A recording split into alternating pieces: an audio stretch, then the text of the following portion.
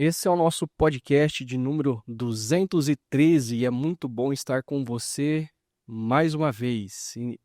Hoje, junto aqui comigo, que eu estou estreando como host, eu tenho os dois pregadores do nosso domingo, o pastor Ricardo e o pastor Romulo. E aí, como é que vocês estão? Tudo jóia, é muito bom ter você como nosso host hoje, viu? É muito bom estar aqui também com o Rômulo para a gente conversar um pouco sobre essa última reflexão baseado no livro de Apocalipse. Tudo jóia, Hugo. Bom estar com vocês e vamos conversar desse livro de muito consolo, né? De grande consolação que é Apocalipse. Para mim foi uma mensagem muito a, a consoladora no coração, muito inspirativa, né? De muita esperança. E eu sei que cada um trouxe uma ênfase diferente na mensagem. Então eu quero conversar com você, com o Ricardo, qual que é a sua ênfase na mensagem e depois também com o Rômulo. Ok. Bom, eu procurei primeiro identificar o impacto do livro de Apocalipse para os seus primeiros leitores. Eu imagino que os primeiros leitores de Apocalipse, eles estavam tanto quanto preocupados e desanimados diante do cenário que eles encontravam no momento histórico. E esse cenário levantava algumas perguntas. Para onde caminha a história? Alguém está no controle da história? E, em meio a tudo que está acontecendo, existe alguma esperança? E quando nós pensamos no nosso momento histórico, diante das guerras que estão por aí, os conflitos diplomáticos, as tensões que emergem, nós também vivemos um momento em que muitas vezes nós olhamos para a história e nos questionamos para onde caminha a história? Existe alguém no controle da história? E existe alguma esperança na história? Então eu acho que o livro de Apocalipse responde os questionamentos tanto dos cristãos do final do primeiro século, como cristãos que vivem na atualidade. E a mensagem básica de Apocalipse não é colocar medo no coração das pessoas, nem convidá-las a uma pesquisa exaustiva sobre acontecimentos para não ser pego de surpresa com a volta de Jesus. Não. O propósito de Apocalipse é trazer esperança. É trazer esperança, trazer consolo, trazer encorajamento àqueles que se sentiam confusos, perturbados e aflitos diante dos acontecimentos históricos que os envolviam. Então, basicamente, foi esse o nosso propósito: convidar as pessoas que estão sofrendo a terem esperança. Um dia, Deus fará absolutamente tudo novo. E o primeiro ato de Deus nessa novidade de vida vai ser enxugar dos nossos olhos a última lágrima decorrente das dores e sofrimentos que vivemos na história. Muito bom, Ricardo. E você, Rômulo? O autor de Apocalipse, o João, tem duas características que me chamam a atenção e que, a partir delas, eu prestei atenção no texto bíblico. O primeiro é que João, ele era um pastor. E ele, como pastor, ele era muito cuidadoso com as suas ovelhas. Com as ovelhas e que estavam sendo perseguidas, sendo maltratadas, sendo também tentadas a ficarem encantadas com o Império Romano. Para a gente relembrar, o imperador Domiciano, ele gostava de ser chamado de meu Senhor, meu Deus. E havia o culto ao imperador. E por essa postura dos cristãos de cultuarem um único e verdadeiro Deus, eles eram perseguidos. E com muito cuidado, muito zelo, o João, nessa carta, que é uma revelação de Jesus Cristo, daqui a pouco a gente conversa mais sobre isso, ele pastoreia o coração daquela igreja perseguida, daquela igreja tentada a se encantar com a cultura da época. E João faz isso com muita graça, muito amor, muita maestria. E segundo, João é um poeta. E poeta usa as palavras com arte e imagens. As imagens são fortes, são belas, são misteriosas algumas delas, mas a imagem que nós trabalhamos aqui foi de Apocalipse 21, o novo céu e a nova terra. E como essa imagem, fazendo um contraste com a criação em Gênesis e com a nova criação de Apocalipse, como isso é cheio de vida, cheio de esperança e que mostra que realmente o Senhor está cuidando de tudo e que o Senhor vai renovar e fazer novas todas as coisas. Então, a ênfase, eu trabalhei, comecei nessa linha de revelar o João. E o João pastor, o João poeta. Não é um livro, é um livro para pastorear aqueles que estavam sofrendo, né? E mostrar como Deus está no controle da história apesar do sofrimento e como ele vai fazer novas todas as coisas, né? E eu achei muito interessante também essa série, encerrando a série Oceano Azul, quando Deus nos move ao novo, e vocês incluindo pessoas que estão sofrendo, né? Ou estão sem perspectiva. Porque muitas vezes a gente ouve, Deus está nos movendo ao novo, Deus está nos dando desafios. E algumas pessoas se perguntam, poxa, mas eu não estou, e o meu contexto de vida, e o meu sofrimento, qual é esse novo de Deus para mim, né? E foi muito belo encerrar essa série mostrando que, apesar do sofrimento, existe esperança, né? Não só para o momento histórico, mas se no momento histórico a gente não tiver essa esperança, esse desenrolar positivo, Deus está restaurando todas as coisas. É Ele quem está cuidando de nós, né? E mais uma pergunta que emerge quando eu converso com pessoas acerca de Apocalipse, é que de um lado algumas pessoas têm medo, e de outro lado, elas ficam especulando. Por que que as pessoas elas têm talvez esses dois sentimentos, ou esses dois grupos ao longo da caminhada pastoral de vocês? Por que que algumas pessoas têm medo e por que que outras ficam com tantas especulações acerca desse livro? É até muito triste o jeito que a palavra apocalipse é usada, né, como algo sempre, quando fala algo apocalíptico, algo que vai trazer um caos, guerra, transtornos, né, medo, terror. E quando nós lemos Apocalipse de João, não tem nada, não é nada disso. Para mim, uma chave hermenêutica é o versículo 1 que diz revelação de Jesus Cristo. E continua dizendo que Deus lhe deu para mostrar aos seus servos. Tem um cuidado pastoral, tem uma direção de vida aqui, para aquilo que em breve vai acontecer.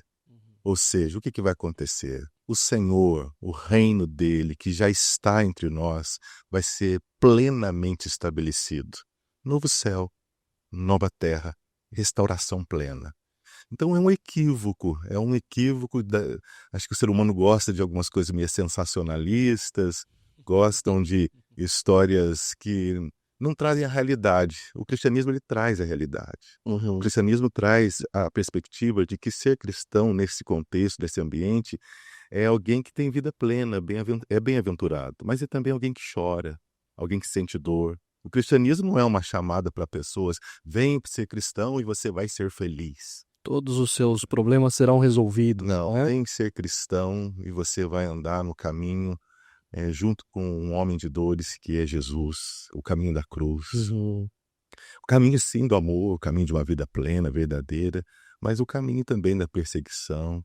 E Jesus diz que bem-aventurados são os perseguidos. Enfim, eu creio que é um grande equívoco associar Apocalipse com tragédia. Apocalipse é revelação de Jesus, conta a história de Jesus, conta o reinado de Jesus, e sobre Jesus e sobre a obra de Jesus. Então, com certeza é um dos livros que traz mais consolo para o coração daqueles que seguem o Senhor Jesus. E você, Ricardo? Eu acho que a grande confusão que existe em torno do livro de Apocalipse passa pela não compreensão das pessoas do contexto no qual o livro foi escrito. Então, quando você lê o livro, primeiro, não compreendendo que o estilo literário de Apocalipse ele é único nas páginas das Escrituras. É um estilo próprio que João faz uso, né?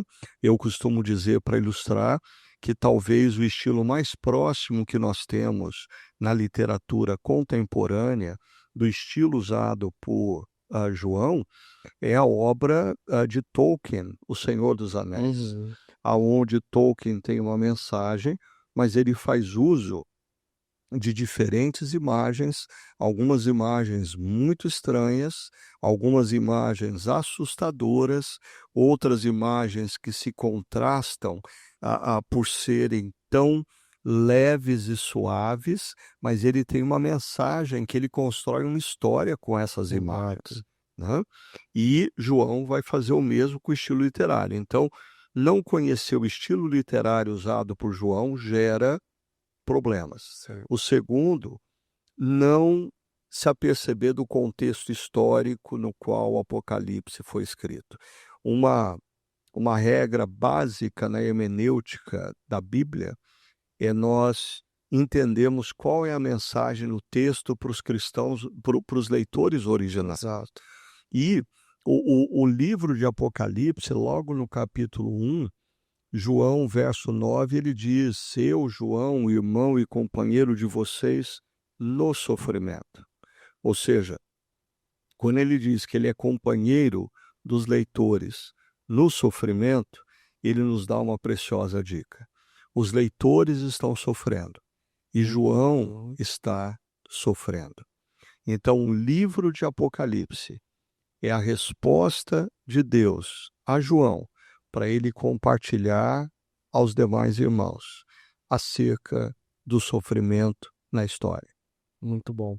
E colaborando aqui também, eu me recordo, eu nasci na década de 80, então na década de 90 e tudo mais, rodaram nas igrejas aqueles filmes deixados para trás, né? Onde pegava o livro de Apocalipse e se fazia, ou se tem algumas interpretações onde é um caos no final da história. E aí eu me lembro de as pessoas iam para o inferno e os ratos mordendo as pessoas. Eu falava, meu Deus, eu não quero isso para mim nunca.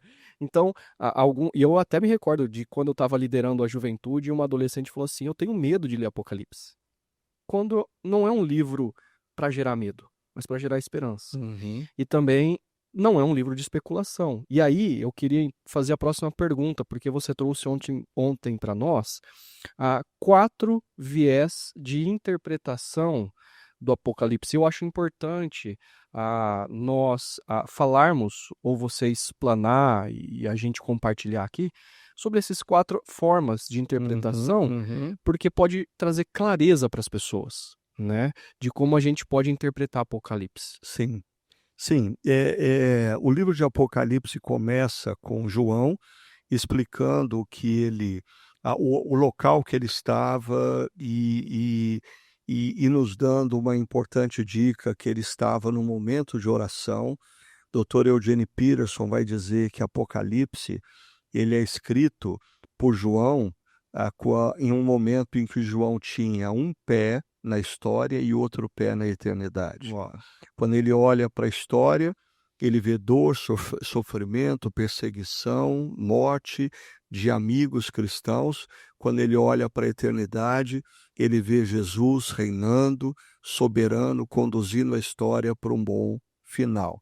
Mas depois disso, João nos dá a dica de que os primeiros leitores de Apocalipse são as 7 igrejas do Apocalipse. E ele envia mensagens de Jesus a essas 7 igrejas. Aí no capítulo 5, começa propriamente a visão que João tem, e o capítulo 5 nos apresenta uma crise. A história precisa ser levada ao seu final e a história precisa ser conduzida a um bom final. Que é aquele rolo com 7 selos e que ninguém consegue abrir. Ninguém pode abrir. E João entra em desespero porque não existe ali alguém digno de abrir os selos e o livro e conduzir a história a um bom final. E aí ele é avisado que não existe alguém. Existe sim.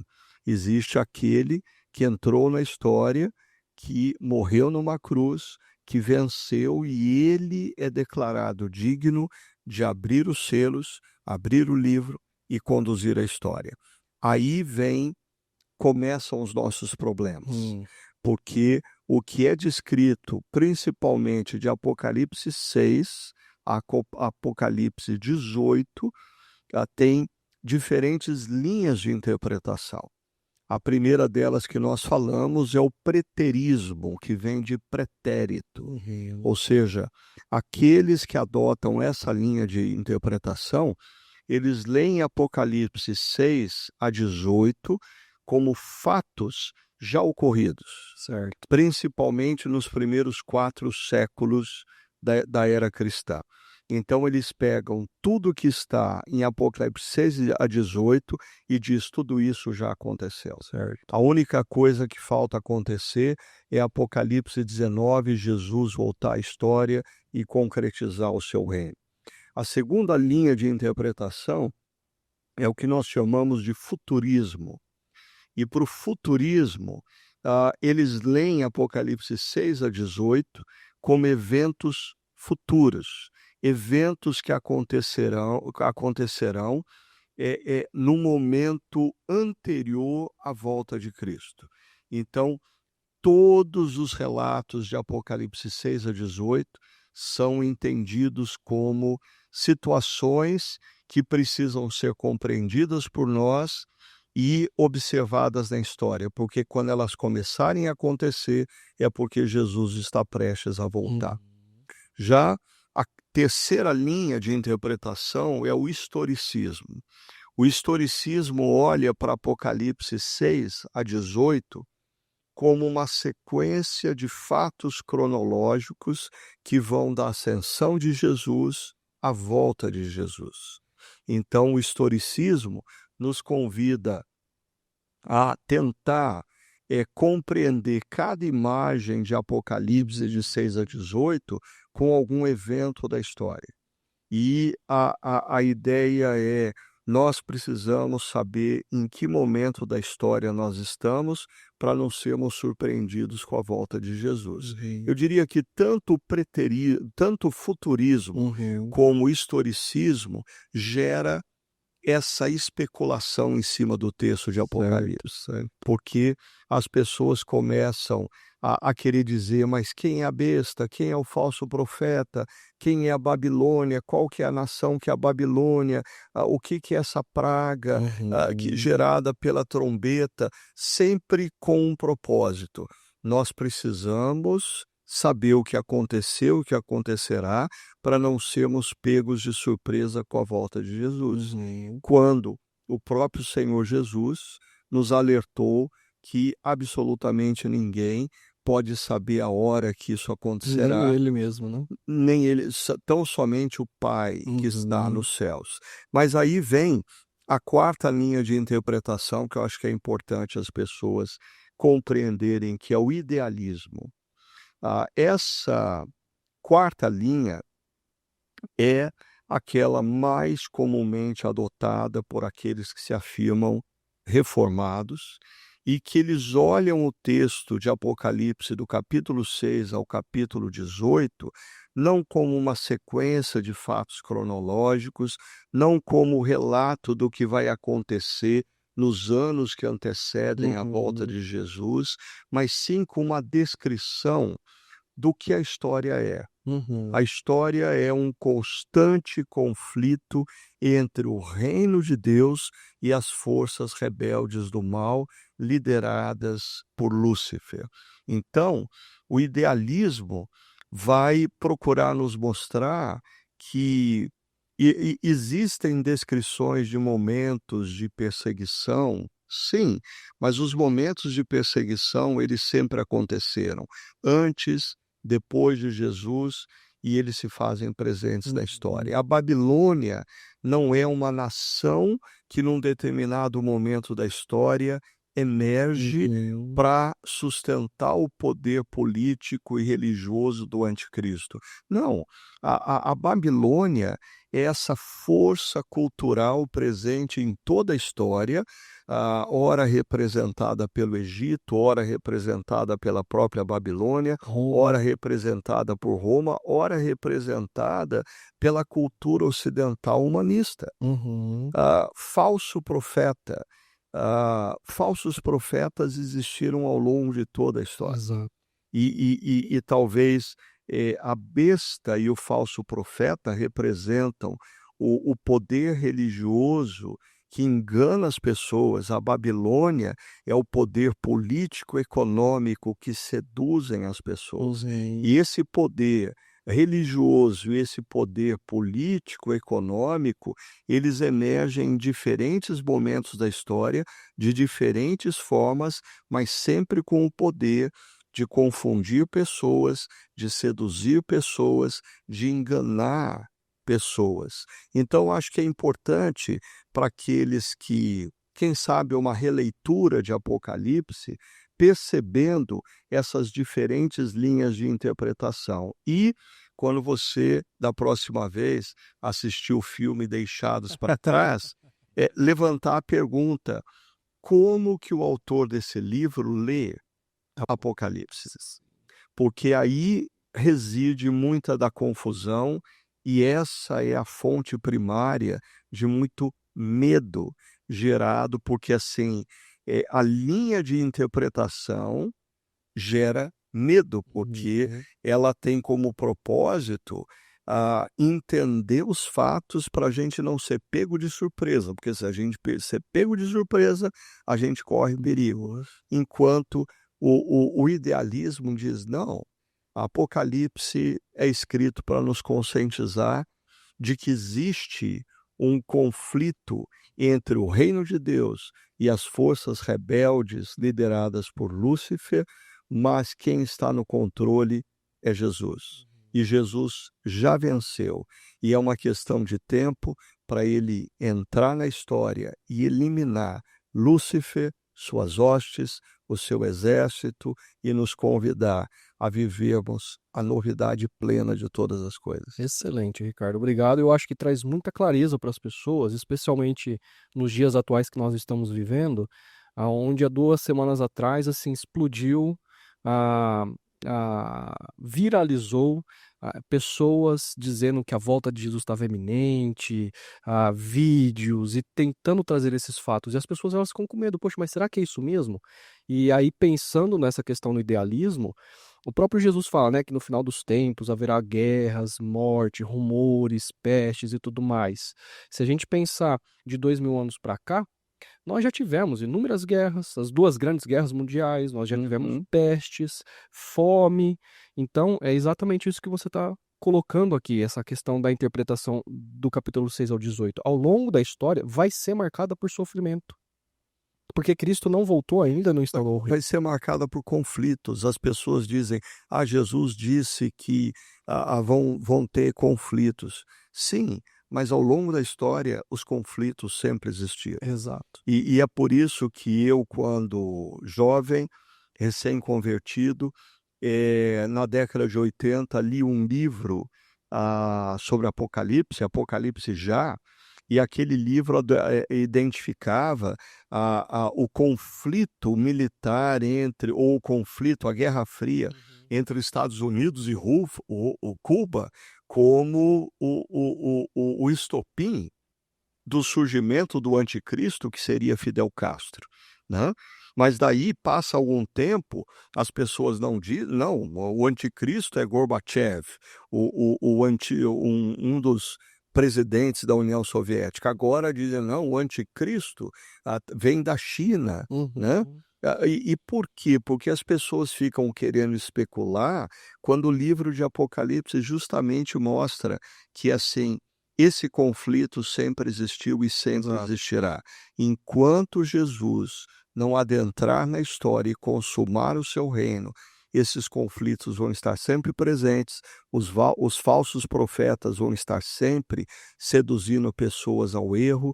A Babilônia, a cultura anti-reino de Deus, ela vai estar sempre Tentando nos seduzir. assediando e tentando nos enganar.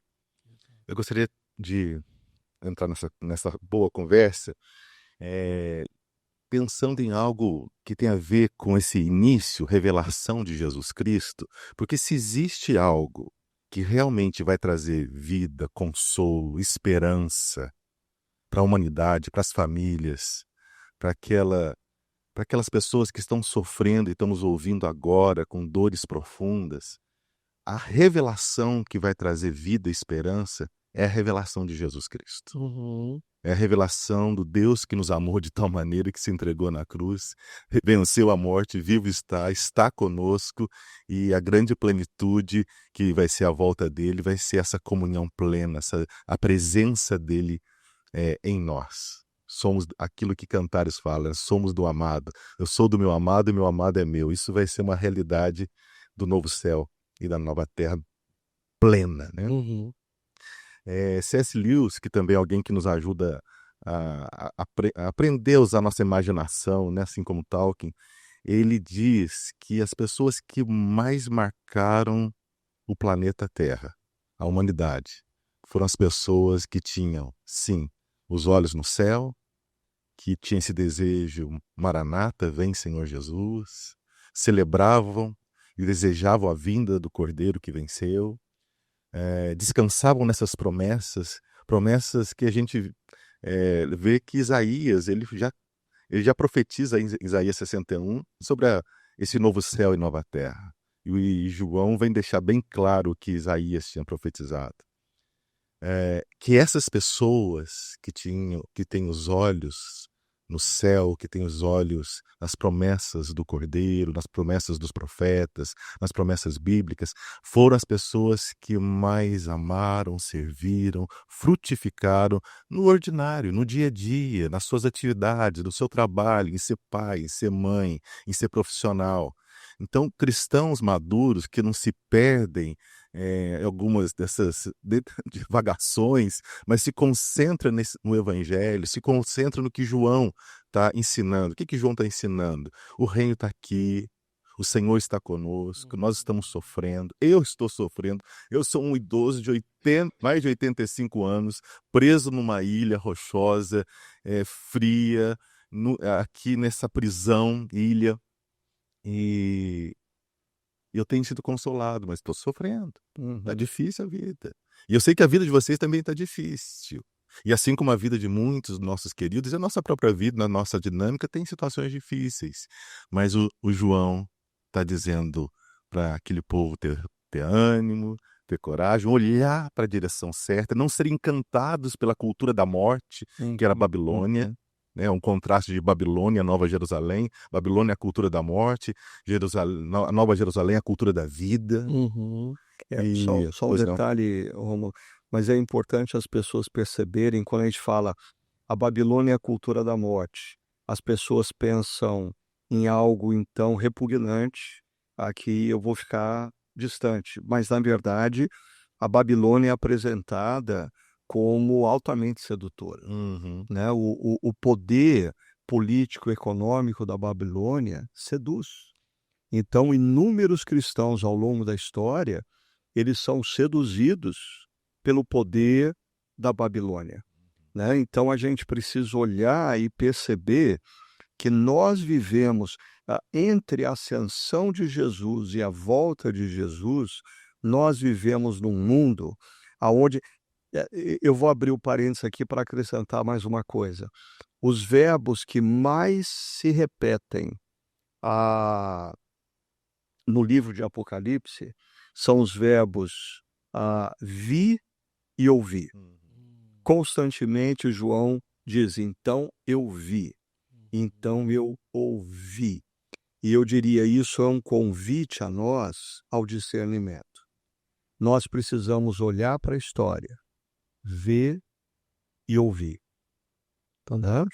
E ver e ouvir com discernimento, porque você pode estar sendo seduzido, por exemplo, por uma ideologia política, e aquela ideologia política representa o poder de sedução da Babilônia, que te leva ao equívoco. Você pode estar sendo seduzido na sua vida pelo dinheiro, pelo poder econômico, e você está se tornando cego e perdendo a capacidade de ver e perdendo a capacidade de ouvir aqueles que pensam de maneira diferente de você.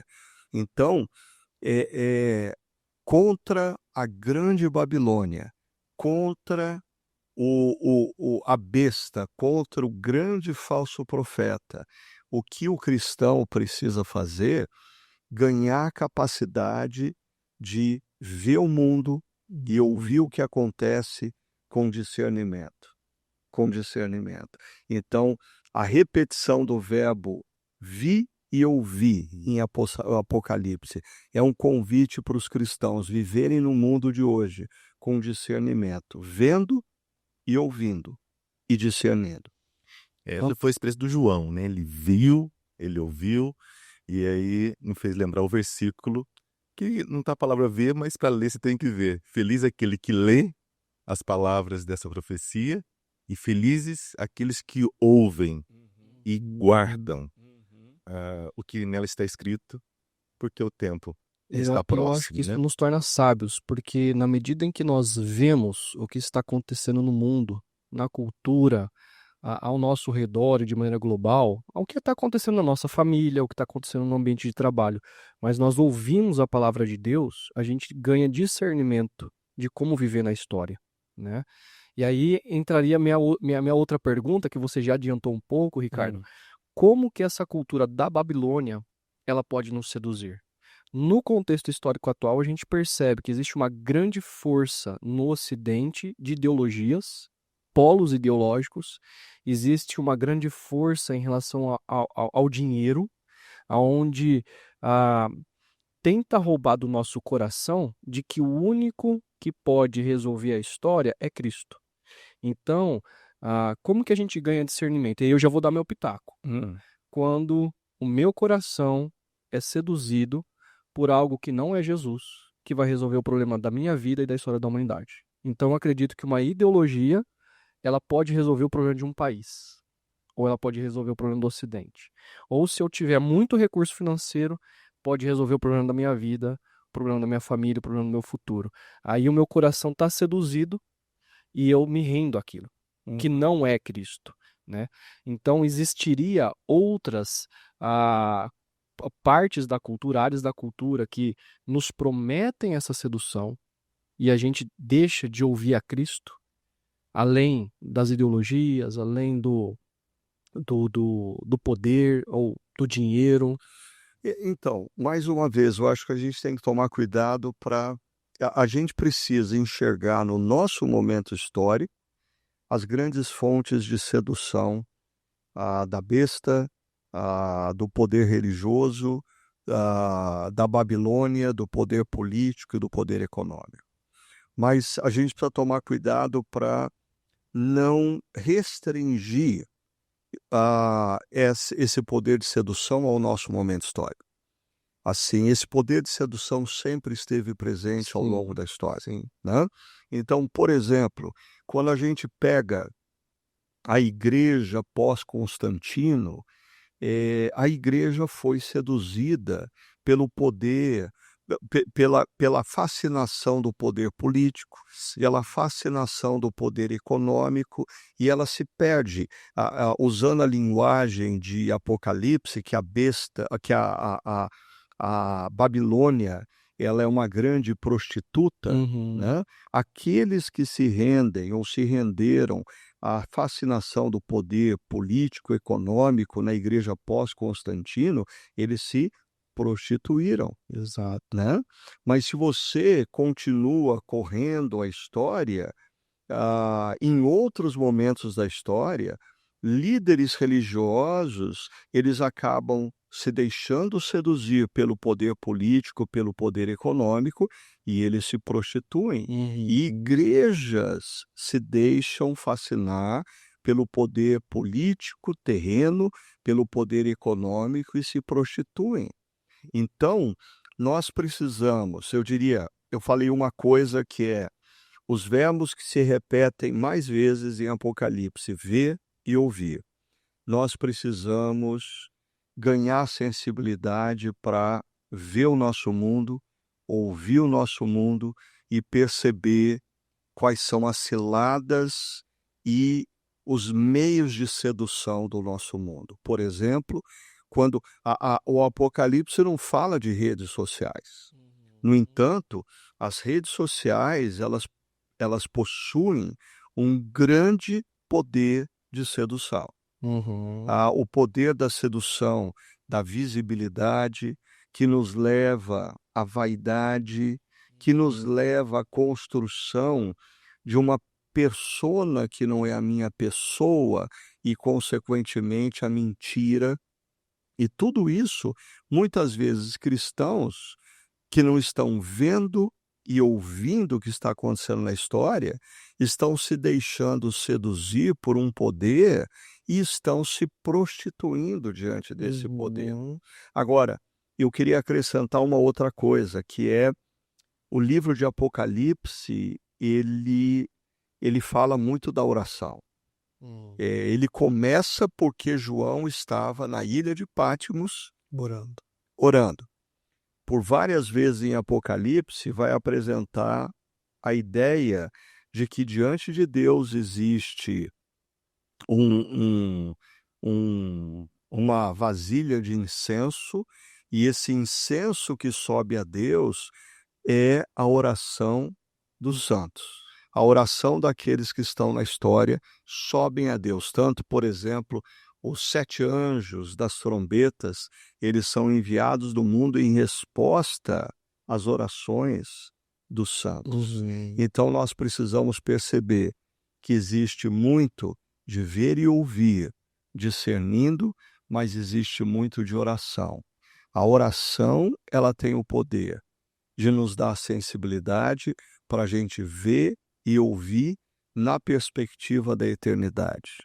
Então, o livro de Apocalipse nos convida grandemente a resgatarmos a oração como um processo de sensibilização para a gente olhar o mundo, para a gente ouvir o mundo e olhar e ver na perspectiva da eternidade. Eu penso que pessoas que oram são pessoas que têm os olhos abertos. Fechamos para olhar, para orar, mas abrimos para enxergar mais a Deus, nós mesmos, temos mais discernimento da vida. E Apocalipse, ele quer nos libertar dos encantos.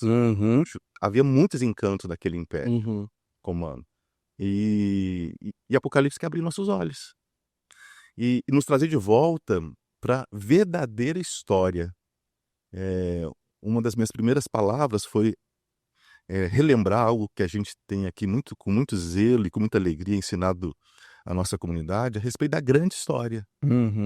E nessa grande história, né, da criação, da rebelião, de Israel, da missão, da igreja, tem essa restauração, esse renovo, mas a gente tem que olhar toda a história e toda essa grande história nos conduzir.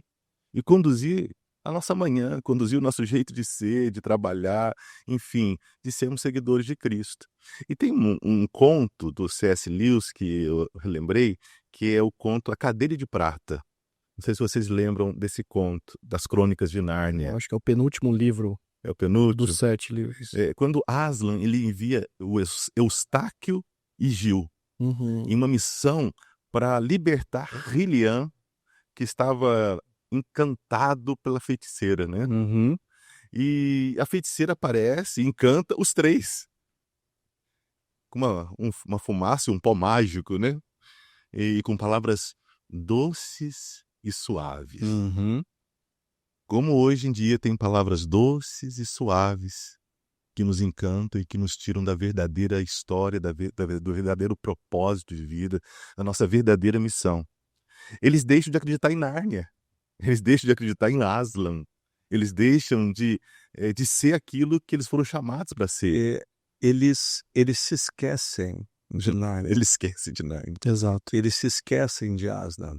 Exatamente. Assim como quando a gente é seduzido pelo poder da cultura, a gente se esquece de Cristo. Muito bom. E aí tem um personagem que é o brejeiro, e o brejeiro não é ranzinza, mas ele era especialista em quebrar Encanto. encantos, né? E os três são libertos feitiço, né? E matam a bruxa, que revela o seu verdadeiro eu. A bruxa era uma serpente. Exato. Então, eu conto essa história, esse conto do C.S. Lewis, porque nós precisamos de brejeiros, né? E João é um brejeiro. Uhum. Apocalipse é um livro que vai abrir os nossos olhos. Uhum. Excelente. Agora, da mesma maneira como o Rômulo nos trouxe essas imagens dos contos de Nárnia, e eu fiz menção de Tolkien no Senhor dos Anéis, nós precisamos nos libertar da interpretação literal de Apocalipse, perceber que o estilo literário de Apocalipse não nos convida a uma interpretação literal. Uhum. São imagens, por exemplo, pessoas se perdem no livro de Apocalipse tentando identificar as 7 pragas, as 7 trombetas, os 7 selos, os 10 chifres, os 12 anciãos e assim por diante, porque se esquecem de que se trata de uma literatura aonde esses números, eles representam conceitos. Uhum. Eles não devem ser vistos de forma literal, né? E até acrescentando a sua fala, muito do Apocalipse está em Ezequiel e Daniel. Aham. Ele é completamente baseado, ou quase completamente baseado, no Antigo Testamento. Então são imagens que já estão lá. Ele não está inventando quase nada, né? E só um detalhe, né? Para você perceber o perigo da interpretação literal. Vamos pegar a mulher montada na besta, a grande prostituta, a grande Babilônia, né? O capítulo 17 fala: Babilônia grande, mãe das prostitutas e das práticas repugnantes da terra. Então, essa Babilônia é o grande mal da terra. Aí as pessoas, em diferentes momentos históricos, ficam procurando quem é a Babilônia. Quem é a Babilônia? Não, a Babilônia, quando eu era jovem, a Babilônia era a União Soviética, era o comunismo, né? Agora, o verso 4 diz: a mulher, a Babilônia, estava vestida de azul e vermelho. Quem é a Babilônia? Ei, Laia. Tá vendo o perigo da gente pegar e ler o texto literalmente e olhar e ver a nossa história Exato, sem o discernimento espiritual? exato. Então, o livro de Apocalipse nos convida a ver a história e ouvir a história, mas com o discernimento espiritual que a oração nos traz. E o livro não trata de acontecimentos, de fatos que nós precisamos identificar para não sermos surpreendidos com a volta de Cristo. O miolo de 6 a 18 de Apocalipse trata de um conceito sempre presente na história. Existe uma constante tensão entre o reino de Deus e as forças rebeldes do mal. Uma guerra, né? É. Eu queria só citar, tem um teólogo reformado, Michael Gorman, ele fala assim que a Nova Jerusalém é a antítese da Babilônia. A Babilônia é a grande prostituta, besta, né? Que tem infestada de demônios. Tanto que ela é chamada de cidade também, né? Cidade. Assim, são 2 cidades. A cidade construída a partir da rebelião dos nossos primeiros pais, a cidade construída na ruptura com Deus, e a Nova Jerusalém é a cidade que vem dos céus. É a cidade que ela é representada por um cubo no mesmo formato do Santo dos Santos, né? Desculpa, Não, muito continua. bom. E essa nova cidade, né, até a grandeza dela, que parece que tem alguns detalhes que mostram que ela pega todo mundo conhecido da época, né? Ela é abrangente, ela vai instaurar e vai acertar esse mundo caído, né? E o Michael, ele diz assim, que Babilônia é a cultura da morte, Jerusalém é a noiva do Cordeiro, plena da presença de Deus. Ela oferece cura e lá não há dor, lágrimas e morte. É a cultura da vida. Então, queria dar, só que eu lembrei dessa citação do Mike. E falando de novos céus e nova terra, de interpretação literária, né? Fala que a nova cidade, a nova Jerusalém vai ser um cubo, ruas de ouro, né? Será que é isso mesmo? Ou o que é que João está querendo contar para nós através disso? A gente vai pisar, eu lembro da minha avó falando que a gente vai pisar em ruas completamente de ouro. Tem essa questão do cubo que representa o Santo dos Santos. Será que tudo vai ser renovado? Até mesmo ontem, quando o Ricardo citou que não haverá mar. Será que vai ter mar? Não vai ter mar? O que é que Jesus vai restaurar no final das contas? Por que que ele está trazendo essa esperança para aqueles que estão sofrendo na história? Eu queria dar uma ênfase aqui daquilo que encheu meu coração, eu creio que enche o coração dos cristãos no decorrer da história, que o melhor da Nova Jerusalém, do novo céu, nova terra, não são as ruas de ouro, nem o local. É Cristo. É a presença do Deus Todo-Poderoso. O céu é céu porque tem o Cristo. Então, o melhor do céu, o melhor da Nova Jerusalém, do novo céu, nova terra, é Jesus. É o Deus Pai, Filho e Espírito Santo. Então, eu creio que assim, a grande ênfase que eu creio que Apocalipse nos dá é essa comunhão plena, essa vida íntima, essa amizade, é o ser um só. Aquilo que Jesus orou por nós, que ele, como ele é um com o Pai, nós seremos também um com o Pai. Então, para mim é a presença do Cordeiro.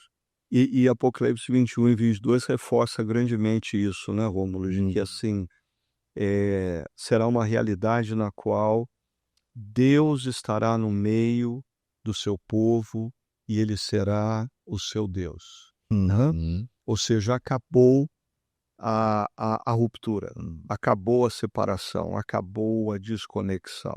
Né? E eu até mencionei, se o livro de Apocalipse nos convida na história a orar para que a gente olhe o mundo, escute o mundo com discernimento, em Apocalipse 21 e 22 não existe mais oração, né? Porque nós estamos na presença de Deus e na presença de Jesus. Agora, mais uma vez, nós não podemos interpretar Apocalipse, as imagens de Apocalipse, de forma literal. Né? A cidade que desce dos céus tem 2.200 quilômetros de largura, de comprimento e de altura. Né?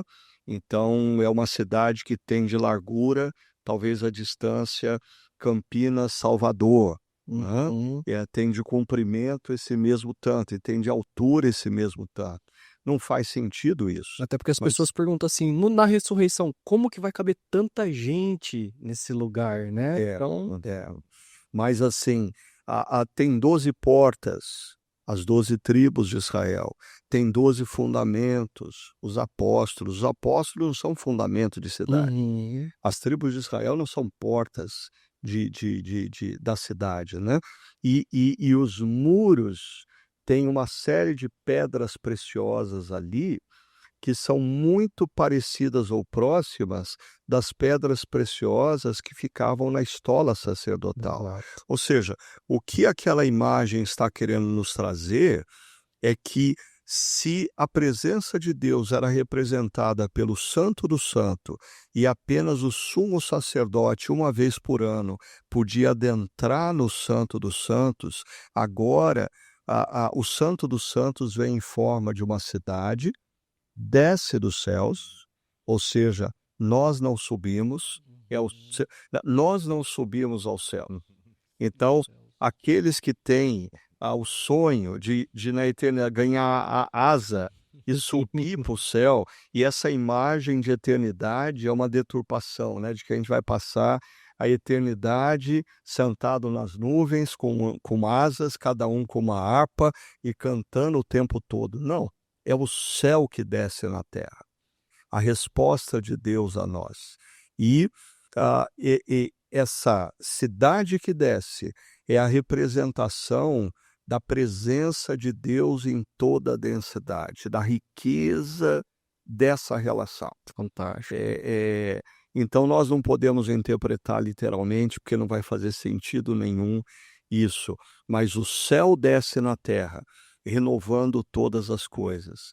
E aí existe a continuidade dos reinos, das tribos, das raças, né? Então, eu diria que na eternidade nós vamos trabalhar. A diferença é que não existirá mais o cansaço, o suor, né? A terra não vai estar debaixo de maldição, que não vai colaborar com a gente. Exatamente, vai estar debaixo da bênção de Deus, e as relações, elas serão relações justas, relações pacíficas, relações amorosas, porque quem vai reinar nesse novo céu e nova terra é Jesus. Jesus é o nosso rei. E ele instalou agora o equilíbrio sobre todas as coisas, né? Então, assim, primeiro a gente não sobe. É a cidade de Deus que desce, né? Segundo, a gente não vai ficar em cima de nuvem, cada um com uma harpinha cantando com os anjos. Tem muito trabalho para fazer, e um trabalho que vai trazer satisfação, um trabalho que vai trazer justiça. Agora, por mais que a gente tente imaginar o que vai ser isso, né? O apóstolo Paulo diz que nem olhos viram, nem ouvidos ouviram, nem jamais penetrou da mente no coração humano o que Deus tem preparado. Então eu costumo dizer, imagine o que você considera mais próximo da eternidade, né? Aquelas férias que você passou numa praia deserta, no Nordeste, né? Aquele mar maravilhoso. Não, isso não chega nem perto do que Deus tem preparado. Não, talvez para alguns, não, assim, eternidade para mim tem que ser como um parque, assim, o parque da Disney de graça.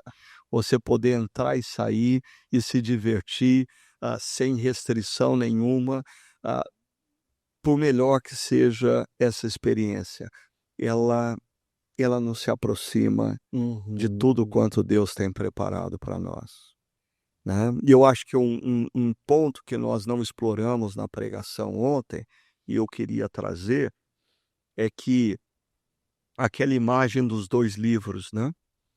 Do livro onde estão registrados todos os nossos atos pelos quais nós seremos julgados, e o livro que só tem nomes, o nome daqueles que confiaram no que Jesus Cristo fez. Eu acho que isso deve nos convidar à missão. Muitos dos nossos parentes, amigos, vizinhos, eles se encontram no primeiro livro. E nós precisamos contar para eles o que Jesus Cristo fez, para que eles tenham o nome deles registrado no livro da vida. Amém. Essa é a minha última pergunta.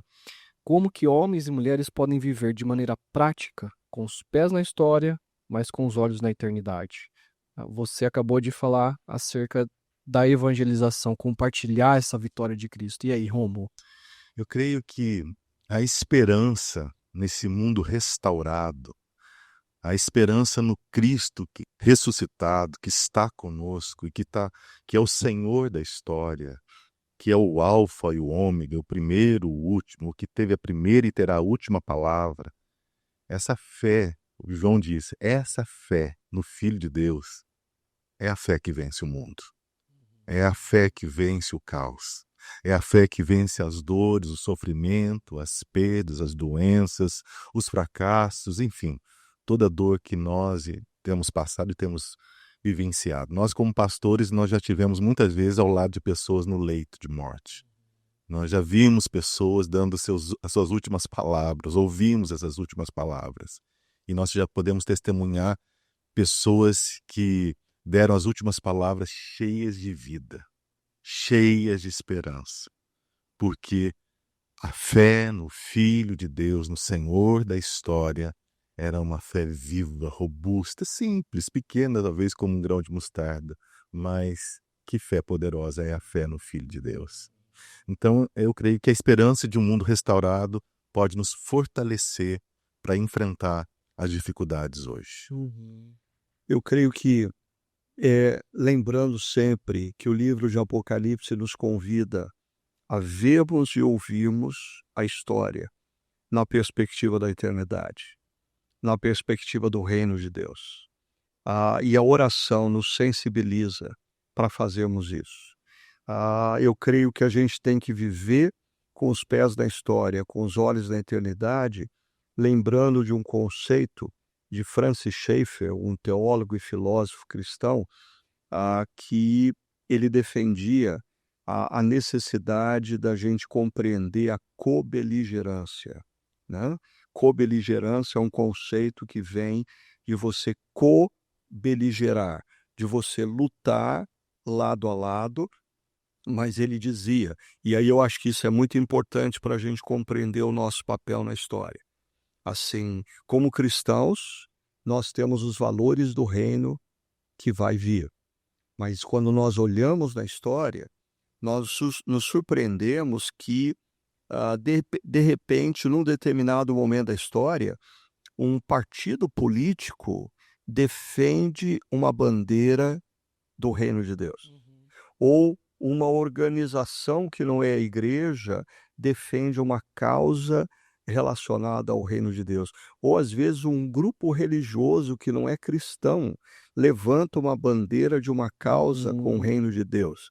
E aí Francis Schaeffer diz, nós como cristãos precisamos ter a capacidade de co-beligerar. Ou seja, eu vou me unir àquele partido naquele momento histórico por aquela causa. Eu vou me unir àquele grupo não religioso, mas que está defendendo uma causa do reino naquele exato momento. Eu vou me unir com um grupo que pertence a uma outra religião, mas eles estão defendendo uma causa do reino. Mas perceba, eu vou lutar com eles lado a lado, ombro a ombro, sem necessariamente me tornar parte deles. Exato. Ou seja, quando a igreja ela assume um partido político, ela pode cometer o erro de que, no momento histórico, aquele partido tem uma causa do reino. Mas 5 anos depois, aquele partido está defendendo uma causa que não é condizente ao reino de Deus. Então, eu queria mencionar, assim, são exemplos. Sim, sim. Partidos políticos, organizações não religiosas, movimentos que são liderados por outras religiões, mas talvez exista uma amplitude de exemplos que poderiam ser dados. A questão é, eu sou cidadão do reino, eu conheço os valores do reino, eu vejo e escuto a história, eu tenho o discernimento que a oração me traz, e eu percebo que naquele momento da história eu tenho que co-beligerar com um determinado partido, com um determinado grupo ou com um determinado movimento, mesmo eu não sendo parte daquele partido, daquele grupo ou daquele movimento. Mas eu não posso perder a minha identidade, porque aquele mesmo partido, aquele mesmo grupo, aquele mesmo movimento, anos mais tarde, está defendendo algo que não diz respeito aos valores do reino de Deus. Então, para mim, isso é uma boa referência de como nós vivemos com os pés na história. Nós não podemos ser alienados, mas nós temos que ter os olhos da eternidade. O que a eternidade nos dá, os valores e as bandeiras que nós precisamos defender na história. Exato. E talvez uma fala minha de como a gente pode viver de maneira prática com os pés na história, os olhos na eternidade, é a gente poder refletir acerca, se eu sou empresário, se eu sou um médico, quais são as idolatrias da minha categoria profissional e eu, como discípulo de Cristo, eu posso exercer da melhor forma o serviço a qual eu fui chamado, seja na área da economia, seja na área da medicina, seja no direito, porque todas as áreas nós teremos as suas idolatrias e as suas seduções, mas a gente precisa ter olhos para ver, ouvidos para ouvir, buscar discernimento em oração, e então nós podemos atuar como discípulos de Cristo, aonde a gente está inserido, servindo as pessoas, ora falando, ora, como o Ricardo acabou de colocar, sendo co-beligerante, inclusive no ambiente de trabalho, né? Não precisa necessariamente em causas maiores, também, mas às vezes eu posso me juntar a alguém no ambiente de trabalho que não crê naquilo, no mesmo que eu creio, para procurar o bem daquele local, o bem da cidade, o bem da empresa, o bem do nosso mundo, né? Então, essa seria a minha colaboração aí. Legal. Últimas palavras de considerações, de conselhos que vocês queiram dar para aqueles que estão nos ouvindo antes da gente encerrar. Eu queria deixar uma frase de uma música do Marcos Almeida. Marcos Almeida cantou no CTT, né? Bonito, a voz bonita, cantou bonito para Jesus lá e nos abençoou muito, né? Tem uma música dele que diz assim: toda dor é por enquanto. Toda dor é por enquanto. Eu gostaria que essa frase pudesse trazer consolo para aqueles que estão sofrendo. E a minha última palavra é: não se deixe seduzir pelos encantos da cultura, mas sejamos fiéis até o fim. É isso. Obrigado. A minha palavra é: vamos nos libertar de toda forma mística e de leitura do livro de Apocalipse e vamos nos apropriar da mensagem de Apocalipse. A mensagem de Apocalipse é uma mensagem de esperança. No final, vai dar tudo certo. E se ainda não deu certo, é porque não chegou ao final. Mas nós temos a confiança que a solução para os problemas que nós estamos enfrentando no mundo, elas não vão surgir das ideologias presentes, mas elas virão dos céus. É Jesus que trará a solução definitiva para o problema do mal que nos assola há tantos milênios, né? E sendo o Apocalipse um livro que fala sobre ver, ouvir e orar, a gente tem que praticar isso. A gente precisa observar mais o mundo, a gente precisa ouvir mais o mundo, mas a gente precisa discernir através da oração. E, na nossa oração, passar a usar mais a expressão: venha o teu reino. Venha o teu reino. Venha o teu reino. Termino dizendo: eu acho que às vezes nós enfrentamos na vida momentos de adversidade profundas, momentos de dor, quase insuportáveis, para que a gente se lembre de orar. Venha o teu reino. Amém. E a minha palavra final para você, de maneira prática, é sondar o seu coração.